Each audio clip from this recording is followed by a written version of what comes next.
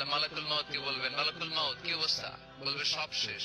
মাইয়াব্বা, কে বাকি? মালাকুল মাউত বলবে জিনেরা বাকি, যাদেরকে দেখা যায় না। আল্লাহ বলবেন জিনদেরকেও শেষ করে ফেলো, রূহ কবজ করো। মালাকুল মাউত আজরাইল জিনদের রূহ কবজ করবে। আল্লাহ এবার জিজ্ঞেস করবে, ইয়া মালাকাল মাউত আখবিরনি মাইয়াব্বা, এবার বলো আর কে বাকি? মালাকুল মাউত বলবে, আল্লাহ মানুষগুলো সব শেষ, জিনগুলাও শেষ, এবার বাকি ইবলিস শয়তান। কে বাকি? ইবলিসও শেষ করো, ইবলিসও শেষ। আল্লাহ আবার জিজ্ঞেস করবেন, ইয়া মালাকাল মাউত মাইয়াব্বা, আর কে বেঁচে আছে বলো? মালাকুল মাউত বলবে, আল্লাহ আপনার কথা অনুযায়ী পৃথিবীর সব মানুষের রূহ কবজ করলাম, সব জিনদের রূহ কবজ করলাম, ইবলিসের রূহ কবজ করলাম, এখন আছে শুধু ফেরেশতা। আছে কারা? যাও ফেরেশতাদের রূহ কবজ করো, ফেরেশতাদের রূহ কবজ হয়ে যাবে। এবার আল্লাহ জিজ্ঞেস করবেন, ইয়া মালাকাল মাউত আখবিরনি মাইয়াব্বা।